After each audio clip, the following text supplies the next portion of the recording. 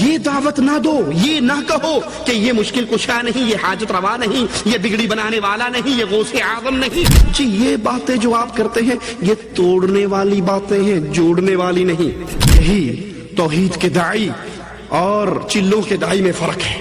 وہ امت کو جوڑتے ہیں نماز سے، روزے سے، حج سے، زکات سے، صدقے سے، ذکر اذکار سے. اور اہل ایمان جب بھی توڑتے ہیں وہ کہتے ہیں نماز بعد میں، روزہ بعد میں، حج بعد میں، زکات بعد میں، جہاد بعد میں، قتال بعد میں، ساری باتیں بعد میں. پہلے کہو لا الہ الا اللہ. اور جو لا الہ الا اللہ پڑھنے کے باوجود قبر پہ سجدہ کرتا ہے، قبروں کا طواف کرتا ہے، مردوں کو یا علی مدد کے نعرے مارتا ہے، ان کو اپنا مشکل کشا و حاجت روا سمجھتا ہے. اس کی نماز برباد، اس کا روزہ برباد، اس کا حج برباد، اس کی زکات برباد، اس کا جہاد برباد، اس کا کوئی عمل اللہ کے دربار میں قبول نہیں. کیوں؟ اگر آپ پہلی مرتبہ ہمارے چینل پر تشریف لائے ہیں پلیز سبسکرائب کر لیجئے. کچھ لوگ کہتے ہیں کہ جناب آپ باتیں تو ٹھیک کرتے ہیں لیکن حکمت کے ساتھ نہیں کرتے. یہ حکمت نہیں ہے، یہ حکمت نہیں ہے. حکمت کیا ہے؟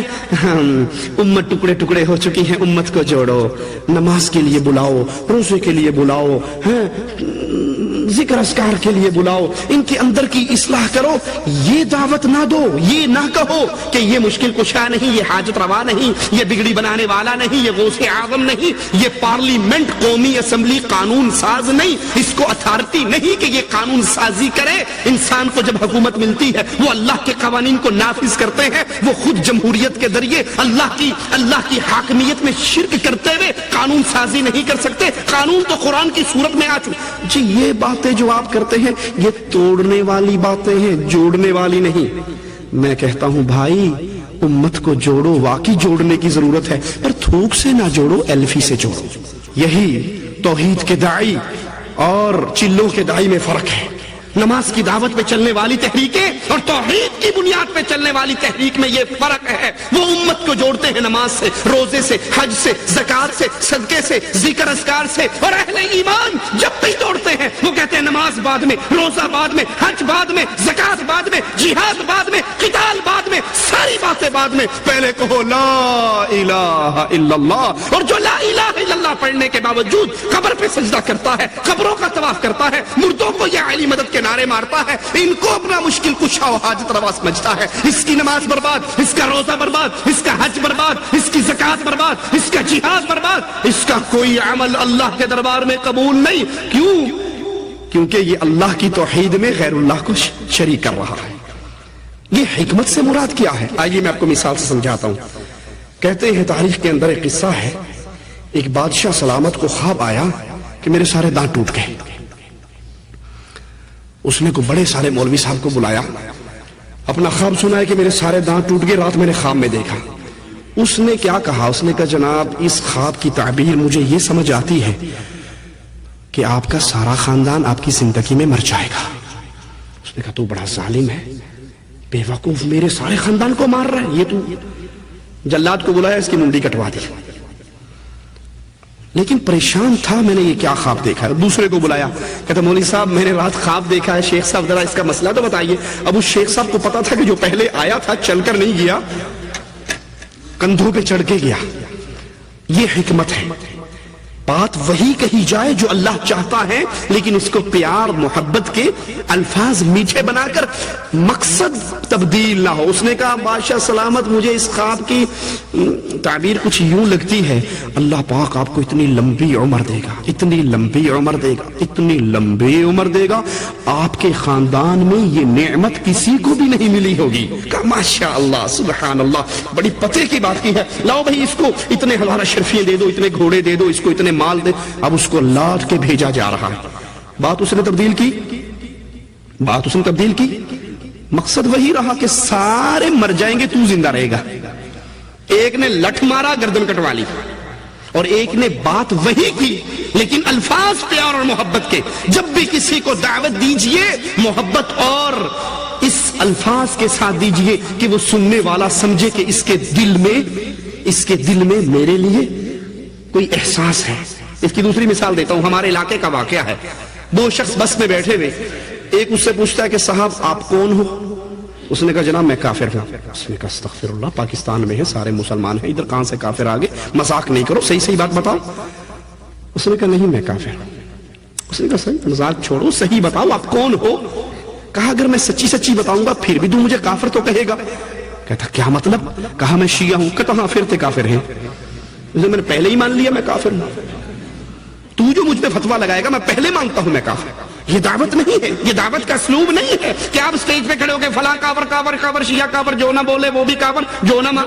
یہ اللہ کے رسول کی سنت نہیں. آپ نے تو کفار کو اپنے گھر میں بلایا، آپ نے کفار کو اپنے گھر میں بلایا، ان کو دودھ پلایا، ان کو گوشت کھلایا، محبت اور پیار سے پھر ان کے سامنے اپنی زندگی کو پیش کر کے کہا میں نے 40 سال تمہارے اندر گزارے، کبھی مجھے جھوٹ بولتے ہوئے دیکھا؟ انہوں نے کہا نہیں، ما جربنا علیک الکذب، تیری زبان تو جب بھی ہلی حق اور صداقت کی باتیں کرتی ہے. کہا پھر ایک سچی دعوت دیتا ہوں، قولوا لا الہ الا اللہ تفلحوا تملک العرب والعجم. لا الہ الا اللہ پہ اقرار کر لو، عرب و عجم کے مالک بن جاؤ گے. اب نبی نے کسی کو گالی دی، لیکن توحید کی دعوت کڑوی دعوت ہے. انہوں نے اس کو کیا کہا ابو طالب کے سامنے کہ تیرا بھتیجا ہمارے خداؤں کو گالی دیتا ہے. حالانکہ نبی نے کسی کو گالی، اسلوب جب بھی اختیار کیجئے. اچھا یہاں پہ ایک اور نقطہ بھی سمجھ لیجئے. اکثر لوگ کہتے ہیں کہ یار اہل حدیثوں کی دعوت تو سچی ہے، اہل حدیثوں کی دعوت سچی ہے، لیکن اخلاق ان کا ذرا تھوڑا سا ڈھیلا ہے. اب آئیے ذرا اس کے اسباب پر غور کریں، آخر کیا وجہ ہے، یہ سختی اتنی کیوں ہے؟ اس کی وجہ یہ ہے کہ شیطان سب سے پہلے قبر پرستوں کے پاس آیا اور ان سے کہا اس مردے کو علی حجویری کو داتا کہو، اجمیر والے کو غریب نواز بندہ پرور کہو. اب اس نے قبر پرستوں سے کون سا کام کروایا؟ شرک اکبر کا، شرک اکبر کا کام کروایا.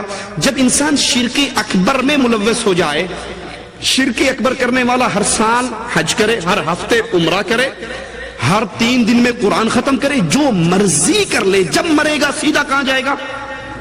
جہنم کے اندر. اب کیا شیطان کو قبر پرستوں کے اخلاق خراب کرنے کی ضرورت ہے؟ نہیں ہے. وہ دوسروں کے پاس آیا، امام پرستوں کے پاس، ان سے اس نے وحدت الوجود کی عقیدے منوائے. مولوی زکریا صاحب فضائل صدقات میں لکھتے ہیں اے اللہ جو تو ہے وہ میں ہوں، جو میں ہوں وہ تو ہے. یہ تصوف کا گمراہ ترین عقیدہ انہوں نے آ کے ان سے منوا لیا، چلت پھرت والوں سے. اب جب تصوف کا شرک ان مولویوں میں اس نے داخل کر دیا، اس کو ان کے اخلاق خراب کرنے کی ضرورت ہے، معاملات خراب کرنے کی ضرورت ہے، ان کو غیبت کے راستے پہ چلانے کی ضرورت ہے؟ نہیں ہے. کیوں؟ ان سے بھی اس نے شرک اکبر کسی اور صورت میں کروا لیا اور راہ مستقیم سے ہٹا دیا. وہ مرزائیوں کے پاس گیا، ان سے کہا یہ جو قادیان میں بھینگا، قادیان کا بھینگا کالا جو ہے نا، اس کو رسول مان لو، یہ سٹپنی رسول ہے، اصل رسول محمد صلی اللہ علیہ وسلم ہے، یہ بعد میں کام چلانے کے لیے ہے، اس کو بھی مانو. انہوں نے اس کو ماننا شروع کر دیا، احمد کو ہی رسول اللہ بنا دیا. دائرہ اسلام سے نکل گئے. شیطان کو ان کے عقائد خراب کرنے کی ضرورت ہے. اب جب یہ شیطان چلتا پھرتا چکر کاٹتا ہوا سلفیوں کے پاس، موحدوں کے پاس آیا اور کہا اس مردے کو کہو داتا، اسے پتا ہے کہ یہ مر جائے گا، کبھی نہیں مانے گا.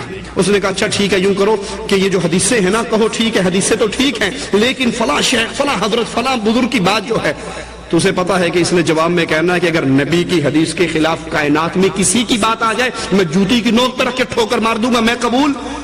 تو یہاں بھی خراب نہیں کر سکا. اب اس نے سوچا کہ یہ بڑی بڑی خرابیاں تو اس میں پیدا ہوئی نہیں، لہذا اب اس کے لیے اس کا اخلاق خراب کرو، اس کے اندر غیبتیں ڈالو، ان کی آپس میں لڑائی، اختلاف، افتراق ڈالو. اور میں یقین سے کہتا ہوں آپ سارے گمراہ فرقوں کو دیکھ لیجئے، ان میں وہ اختلاف، وہ انتشار نہیں ہوگا جو اہل توحید میں آپ کو نظر آئے گا. کیوں؟ کیونکہ شیطان جتنا یہاں کام کر رہا ہے کہ نہ ان کا عقیدہ توحید بگڑا، نہ ان کا عقیدہ اتباع رسول بگڑا، نہ ان کے منہج سلیم میں کوئی فرق آیا، نہ یہ جمہوریت کو اسلام ماننے کے لیے تیار ہوئے، یہ کسی قسم کی بدعقیدگی میں شریک نہیں ہوتے. تو لہٰذا ان کے نمبر کم کرنے کے لیے ان کو کہیں ان کو عبادات میں کمی دلواتا ہے، کہیں ان کا اخلاق خراب کرتا ہے، کہیں ان کے معاملات بگاڑتا ہے کہ اس نے جنت میں تو چلے جانا ہے لیکن اونچے درجے کی جنت میں نہ جائے، کچھ نہ کچھ تو میں رکاوٹ ڈالوں.